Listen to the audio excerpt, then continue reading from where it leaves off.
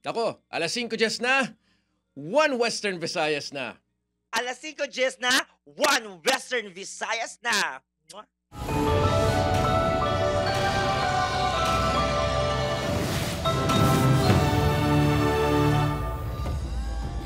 Mga balitang atong tutukan subong nga Webes, broad daylight nga pagtiro sa punong barangay, kag bana sini padayon nga ginatutukan sang kapulisan.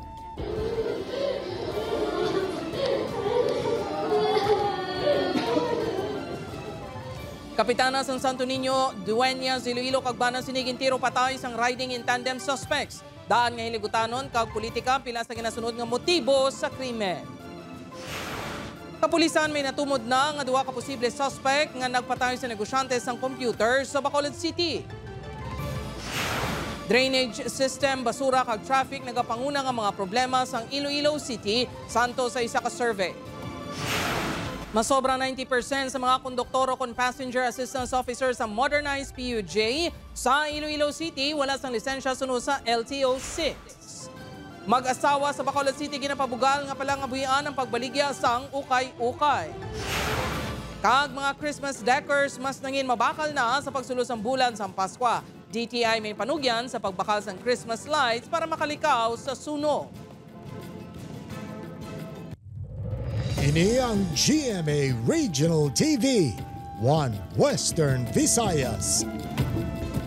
Mayong hapon mga kapuso, ako si Jethro Charlatan, punong barangay sang Barangay Santo Niño, Dueñas, Iloilo, Cagbana sini, gintiro patay sang riding in tandem suspects. Pamilya nagasinggitan sang hustisya. Si John Sala nakatutok live sa Banwa sang Dueñas, Iloilo. John?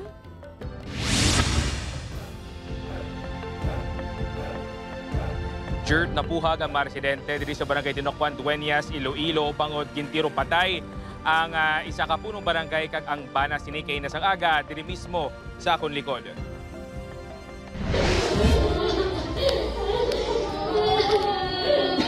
Why na bugto ko kag payaw ko? Nagasinggitan sang hustisya ang mga himata sa punong barangay sang Barangay Santo Niño, Dueñas, Iloilo nga si Michelle Amela kag ang bana sini nga si Radni matapos nga ang duwa gintiro patay sang wala pa makilalaan nga mga sospek kaina sang aga sa Barangay Tinokwan, Dueñas, Iloilo. Halos hindi makapating mga kabataan kag kaparyentihan sang mga biktima sa ilang gintangatan. Dead on arrival ang mag-asawa sa ospital sa Pasig City matapos nga makaangkon sa mga igo sang bala sa nagkalain-lain nga parte sang lawas.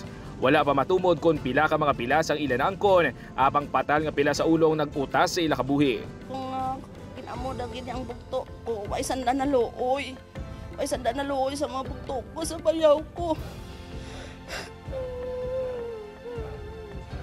Suno sa saksi nga si Ronnie, yara ini sa sulod sang isa ka tiyanggi malapit sa lugar sang nakabati sang 3-5 ka asud-asud nga lupok.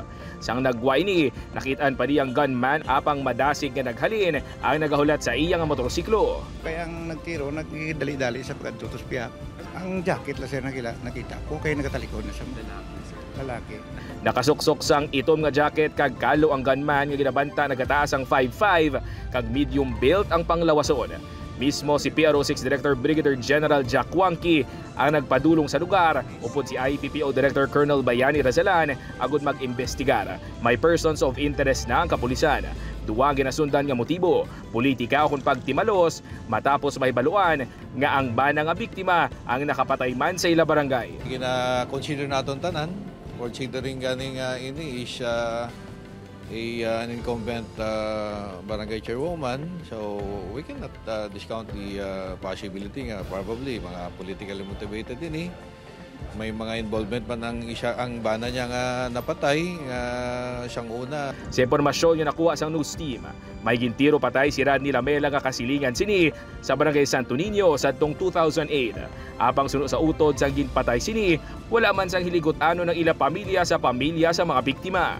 Uy, tama. Kaya pagpatay ito na ito, ay nagpamasyal, pamagani kami dahil. Pero ugaling tayo samtang ginahamyang, way lang ginsandama, nag-entertain yung ganamon. Padayon na ginapatigayon nga hot pursuit operations ang kapulisan sa mga sospek nga nagpalagyo padulong sa Banwa sang Dingle.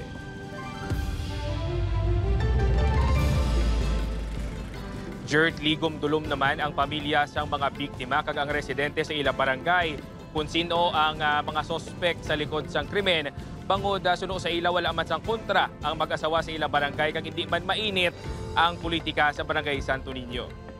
Jert? Madam Ogate, nga salamat sa update. Kapuso John Sala.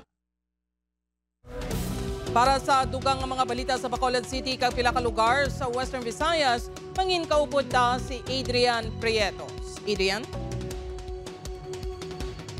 Yes, Jers, mga kapuso, madamog nga salamat. Sa Bacolod City naman, kapulisan may ginatutukan na nga persons of interest sa nagmatay sa isang kanegosyante. Negosyo sa biktima ginapatihan sa mga himata nga motibo sa krimen. Nakatutok, Irene Pedreso.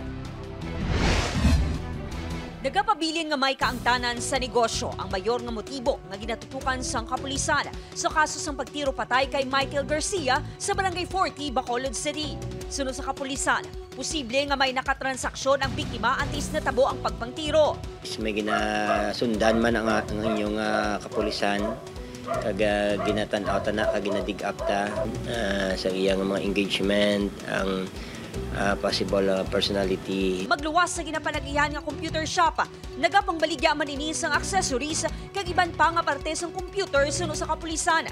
Dako karon nga bulig sa dalagan sa investigasyon ng CCTV footage nga ini nga ginauyatan na sang otoridad kung saan makita ang pagsulod kag pagbuwa sang riding in tandem suspects nga nakasuksok sang jacket kag naka-helmet sa compound kung saan gintiro sa mga ini ang biktima. Kahapon, may na-recover nga bonnet, mga helmet kag jacket sa isa ka bakante nga lote sa Barangay Mandalagan.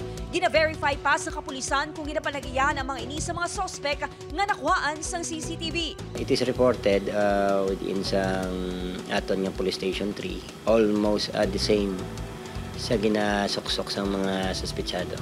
Samtang, nagalaom ang mga himata ni Garcia nga madakpan na ang mga suspect kag mahatagan sa hustisya ang kamatayon sini. Siya ginaya, pagkitaong ginanamo niya, di kami niya makadto. Mabuot kag mabinuligon ang pagkakilala sini sa hinablos. Wala man kuno sang kontra ang biktima apang kasubong sa ginalantaw sa otoridad. Nagapati ini nga posible may koneksyon sa negosyo ang motibo sa pagpatay kay Garcia. Base may dutay sila guro nga kuan guro parte sa negosyo, di mo na nga dogin padalman ganila. Upod kay Ruel Bangoy, Irene Pedreso, One Western Visayas. Mga kapuso, drainage system, basura, kag traffic, nagapanguna nga mga problema sa Iloilo City Santo sa isa ka survey. Local government unit ginatutukan na ang mga problema. Ini ang gintutukan ni Kim Salinas.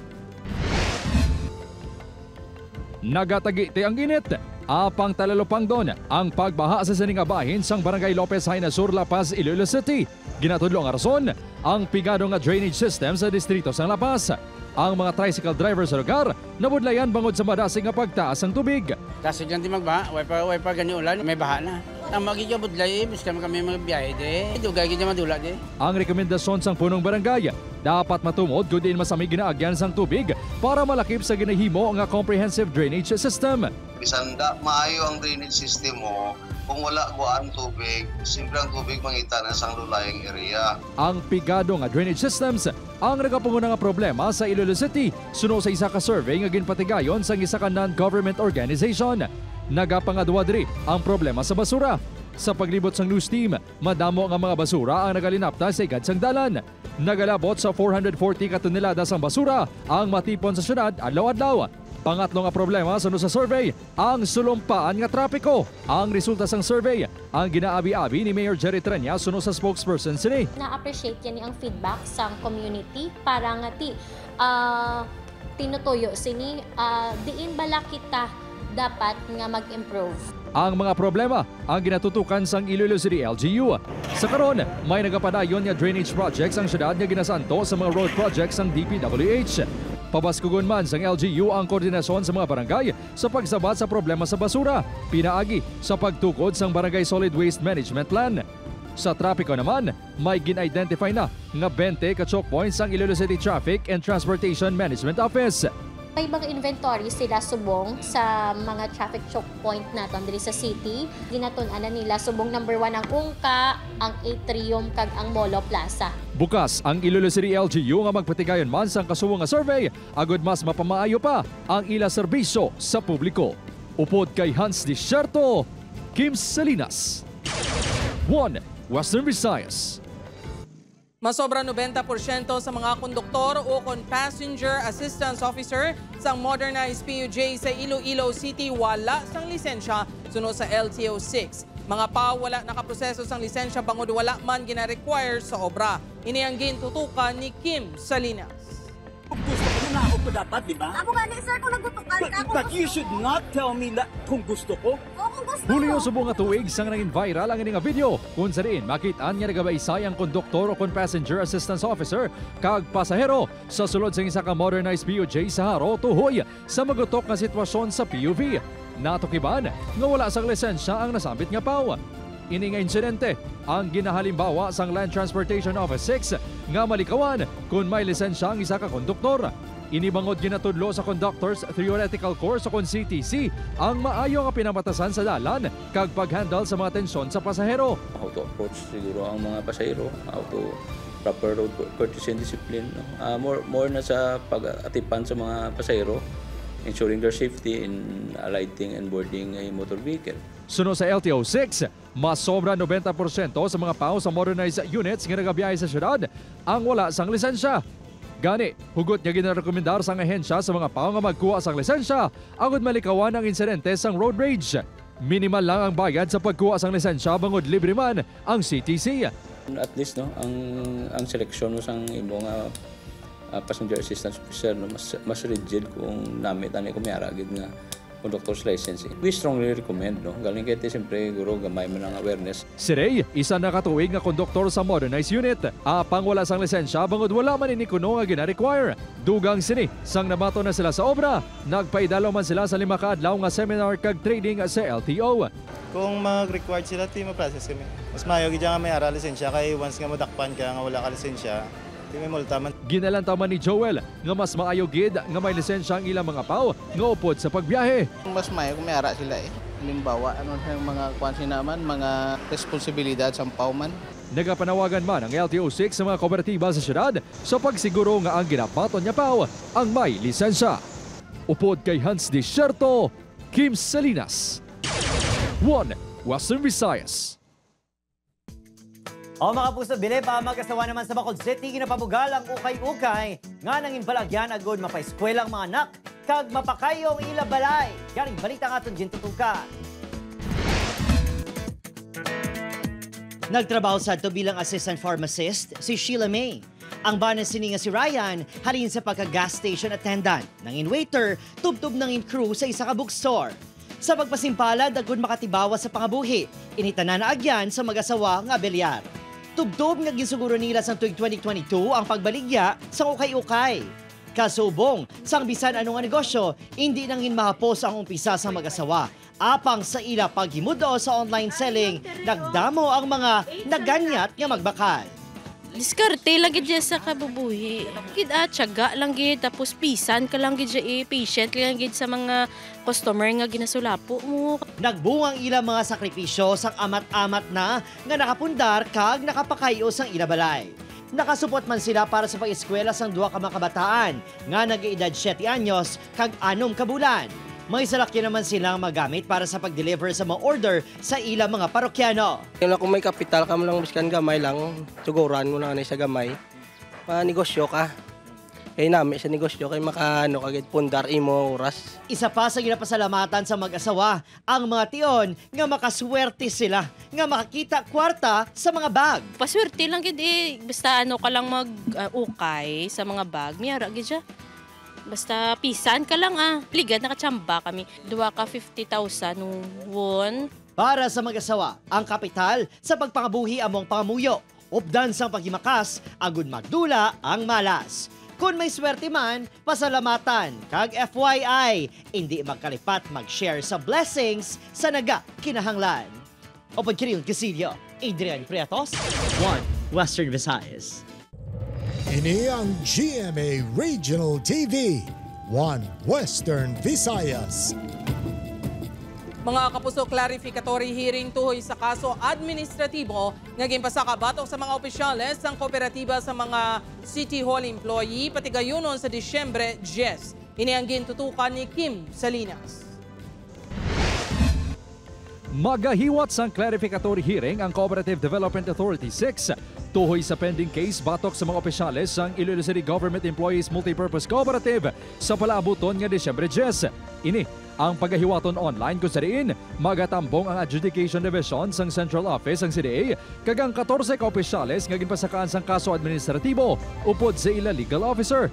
Pagkatapos ng hearing, iga determinar kung kinahanglan pa sang dugang nga clarificatory hearings antes magpagwa sang resolusyon o kung pinal nga desisyon ang CDA Central Office. So may mga ipamangkot na ang aton adjudication office regarding some issues to clarify for them to properly give a detailed and resolution regarding sa kaso nga nito. Wala pa sa gihapon ma-file sang chairman sang ICGEMPC ang kaso kriminal sa mga nag-resign nga opisyales bangod may private investor nga nagupod sa pag-file. Sa masunod nga semana natala na i-file ang kaso. Samtang base sa datos sang CDA 6, mayara sang 5 ka kooperatiba sa rehiyon nga mayara sang pending cases sa ahensya. 3 diri ang halin sa Iloilo, kag 2 naman sa Bacolod City. We already have conducted some clarificatory hearings sa mga iban ng mga cooperatives na may pending cases diri. Upod Kirumel Porquia, Kim Salinas, 1 Western Visayas. O pasaway mga twerka sa pinakaposte sa Bacolod Negros Occidental Economic Highway in Pangkawat. Kontraktor sa proyekto ginadusto sa DPWH nga solusyonan ang problema. Yaring balita nga itong gintutukan. Sa nagligan niya Agosto lang, subong nga tuig, opisyal niya ginbuksan sa mga motorista ang Bacolod Negros Occidental Economic Highway nga nagaangot sa Bacolod City, Victoria City, kag iban pa nga mga banwa sa Northern Negros Occidental. Abang masobra 3 ka bulan pa lang, humalin sang ginbuksan ang masobra 7 billion pesos nga proyekto, ginpangkawat na ang mga twerka sa pinaka-solar-powered street lights nga nag-operate sa lugar. Magluwas nga ginalabyan sa masalakyan. Sa Masami, ginalagawan ang lugar gani ginakabalakan nga makaresulta sang aksidente kung magkalatumba ang mga poste. Gani, gilayon ginpahibalo sa DPWH Bacolod ang kontraktor nga sikyaron ang sitwasyon sa street lights. Tagahan sila instruction to replace the pang-wielding tal na lang anay. Although kapudlay sa maintenance, amount siya na kay kinitamo kawatan dira. Na-report na sa kapulisan ang insidente. Ginimbisigaran naman kung sino ang posible nagkawat sa mga twerka. Twerka lang na ito din ko, matumbab lang poste. Ma-coordinate kami sa barangay kung anong mga barangay kag stations nga nasa kupan. Kalakip nga ginimbisigaran sa kapulisan ang mga junk shop nga posible dalan sang kinawatan. I-monitor liwat or ikanakan inspection ng aton nga mga junk shop kay why naman sang iban nga kadtuan na ang mga metal nga ginapangkuha mga twerka dira sa poste to include outside or sa neighboring town cities naton. Ang manug scrap nga si Kevin nagalaom nga mag-untat na ang pagpangkuha sang twerka sa lugar. Ang gusto ko na danay akong mangitas na kwarta sa kayuan ng ibis. Opo, Kiril Casillo, Adrian Priatos, 1 Western Visayas. Mga kapuso, naka-eksperyensya sa 2 ka beses nga unscheduled power interruption ang mga konsumidor sakop sang La Paz Substation pasado alas 7 kaina sang aga kag alauna subong nga hapon. Santo sa gimpagwa ang advisory sang More Electric and Power Corporation, naglawig lang sang pila ka minuto sa mga power interruption kag tuga ini sang wala sang voltage nga nagasulod gikan sa NGCP. Sakop sang La Paz Substation ang mga barangay sa distrito sang La Paz kag pila ka barangay sa Lapuz, Haro kag City Proper. Nagapakig-angot naman sa karon ng more power sa NGCP agud matulid ang rason sa likod sang power interruption. Wala pa sang pahayag nga ginpagwa ang NGCP kaangot sini.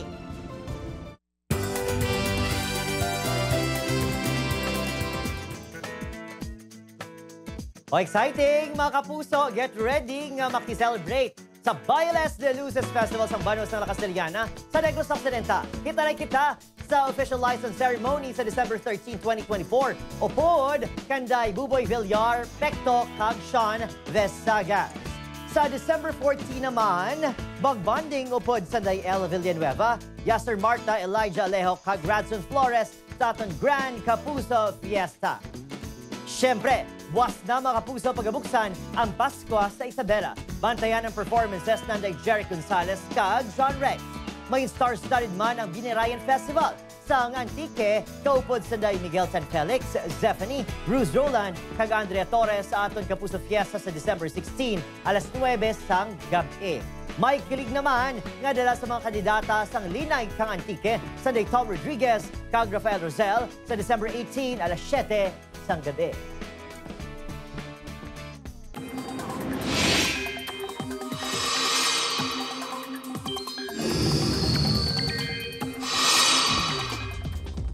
Mga puso, naghina ang Northeast Monsoon o kunamihan kung ikumparar sa mga nagliligan ni Nadlao. Sa extreme northern Luzon na lang, ini nagahuyop subong. Nag-shear line naman sa eastern section sa northern Luzon.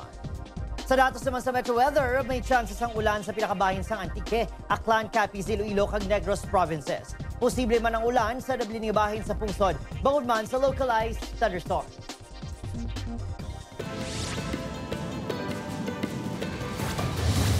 Totally gutted ang balay nga ginapanagiyahan ni Alejo Corda sa barangay Mabini, Sibalo, Mantique.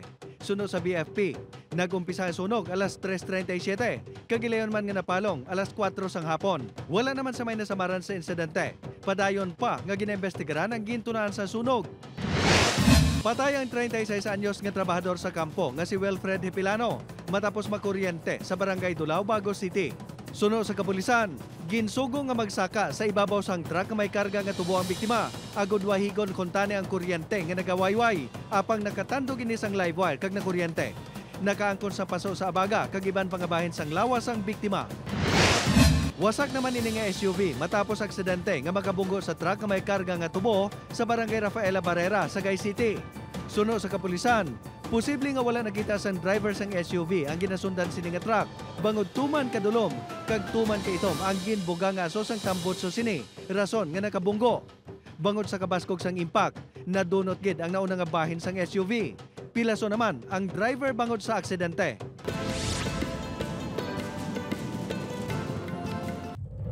Ini ang GMA Regional TV, One Western Visayas. Mga kapusong, mas ginatutukan kag ginapasanyog subong sa Department of Health 6 ang immunization program Maternal Health Services kapag tap na sa pila ka pamalatian. Subong adlaw formal nga ginlunsar sa DOH ang top 8 Secretary of Health's priority programs sang ahensya. Lakip diri ang lapnagon nga immunization programs, pagpasanyog sang nutrition campaign, pagduso sang water, sanitation and hygiene o kun wash program, agud matap na ang paglaptas sang balatian, kag pagpabaskog sang maternal health services agud masiguro ang safe nga pagbusong kag pagbata. Kabahin man sa mga prioridad ang pagkontrol sa TB kag HIV, pagduso sa kampanya sa road safety kag madamo pa ang kahiwatan ang gintambungan sa mga nagkalain-lain nga stakeholders. There are many programs under the Department of Health, but these are the top 8 nga dapat ma-reduce naton ang mortality and morbidity ang nagakapatay kang nagabalatian. So amo ning gin-identify sa aton nga current administration. But of course, all the programs are very important because we need to save lives.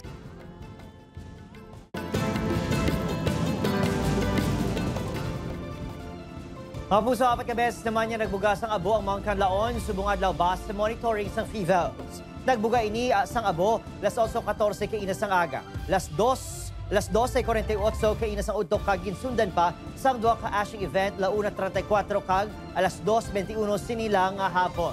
Ginatawag sa FIVELS nga wala sang eruption nga natabo ang pagbugas ng abo subong adlaw kasubong lang sa ashing emissions nga eksperyensyahan sa nagligad yung mga inadlaw. Wala man sang nakita nga magmatic activity sa sulod sa bulkan apang padayon nga ginabisuhan ang mga nag-iisar lapis sa 4 km permanent danger zone o PDC nga mangin alerto kag kung may himo ulikawan ang mga outdoor activity.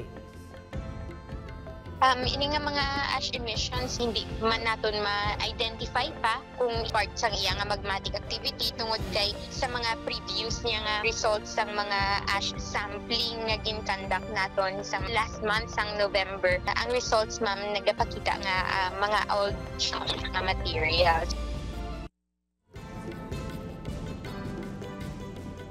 Mga manungbaligyan naman sa palupok sa reclamation area sa Bacolod City amat-amat na nga nagapatukod sang stalls. Requisitos nga kinahanglan sa mga manungbaligya hugot nga iga-monitor sang BFP. Nakatutok Aileen Pedreso. Isang reclamation area sa gindesignar sa Bacolod City LGU bilang firecracker zone sa syudad.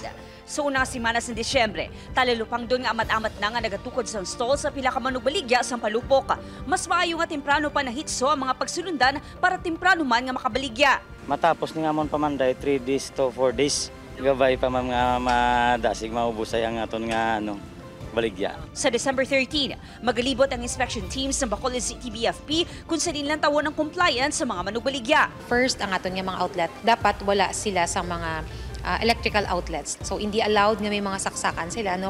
Magluwas diri, kinahanglan nga may ipahamta nga drum nga may unod nga tubig, dapat may balasman kag fire extinguisher nga sarang magamit pananglitan may magluntad nga sunog. Iga-monitor man sang BFP nga nasunod ang lista sa mga palupok nga pwede ibaligya. Kung makapasar na sa inspection kag makakomply sa mga requirements, pwede na mahatagan sa Fire Safety Inspection Clearance o kung FSIC ang mga manugbaligya. Kung magsugod na sa pagbaligya, pagdumilian ng testing sa mga palupok sa sulod sang firecracker zone, hindi man pwede makapanigarilyo sa lugar.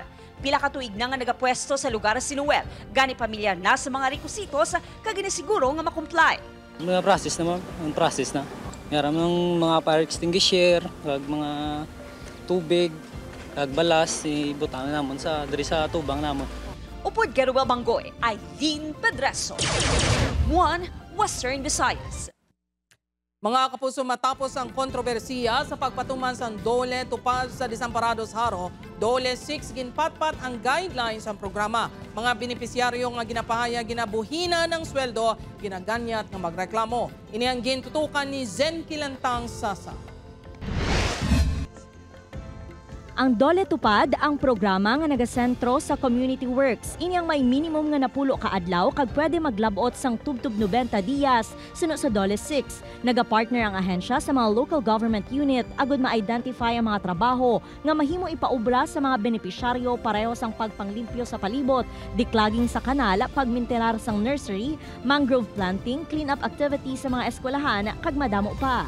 Isa lang ka miyembro kada pamilya ang mahimo maka-avail sang programa. Isa ka beses sa isa ka tuig.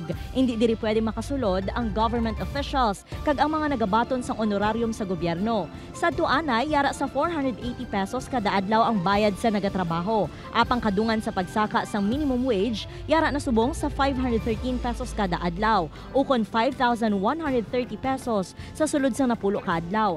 Aminado ang ahensya nga hindi masarangan ang pagpatuman sang programa bangod sang kakulang sang personnel.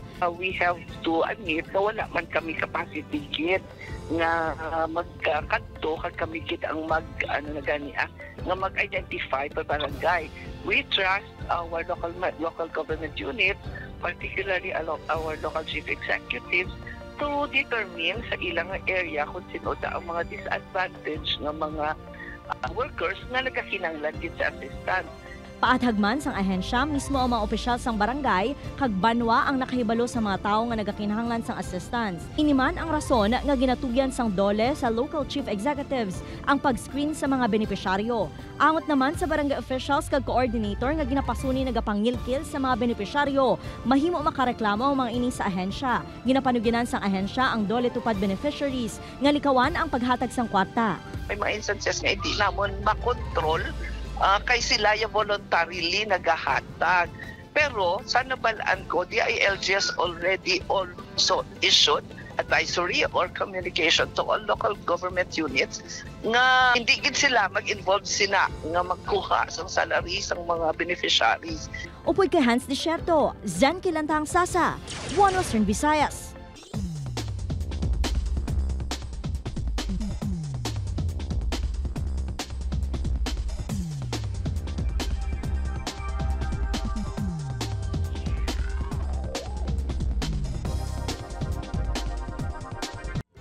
Mga Christmas decor mas nangin mabakal sa pagsulod sang Disyembre. Pila ka mga Ilonggo naghingagaw pa sa pagsisenyo sang ilang mga panimalay. Ini ang gintutukan ni Zen Kilantang Sasa. Hindi madula ang mga dekorasyon sa sulod sang balay sa tion sang Paskwa. Inibangod na anda na sang kadamaan agud mabatsyagan ang spirit of Christmas. Diri sa downtown, madamo sa mga pilian nga Christmas decors. May mini balls, ornaments, lain-lain nga kolor sang Christmas lights, kag madamo pa. Sa pag-umpisa sang Desyembre, mas nagdamo pa ang mga nagapamalaklon agud maka-design sang ila Christmas tree depende sa ila nahiligan. Damo pa man. Damo pagkahapahabol. Pero last na lang tinamon nga display, ma'am, this December. Ang iban, nagaumpisa pa lang sa pagpangita sang Christmas decors nga nagakaangay sa ila balay. Mabatyagan kung may mga lights kita sa atong balay. Lain do, may kasadya. Kag ang mga bata ga-enjoy gid wala. Sa subong, nagabili sang 205 pesos ang pinakabaratong nga Christmas tree, kag 1,400 pesos naman ang pinakataas. 165 pesos pasaka ang presyo sang Christmas balls, kag mahimo naman mabakal ang Christmas lights sa 105 tugtog 120 pesos. Samtang sa Negros Occidental, hugot naman nga ginatutukan sang DTI ang paglapta sa mga peke kag substandard nga Christmas lights nga sa masami ginatunaan sang sunog. Nagahatag ka na bala notice of violation, if you can see, so hindi na nato paghulaton for our retailers nga mahatagan pa kita notice of violation for not complying with the fair trade laws. Upod kay Cirilo Randuque, Zen Kinantang Sasa, One Western Visayas. Reminder lang mga kapuso pag-abot sa Christmas lights, pilion naton ang nami nga quality para layo kita sa sunog. Mga kapuso, 20 days na lang, Pasko na. Sa aton mga kapuso diri sa Western Visayas, kag subong man sa aton mga kapuso abroad, madamo gid nga salamat sa pagtuto. Mag-isa kita kag kibaloon ng mga balita tungod local news matters. Ako si Gertrude Charlatan, ini ang One Western Visayas, bugos nga puwersa para sa mas dako nga misyon kag mas masangkat nga pagserbisyo sa pungsod.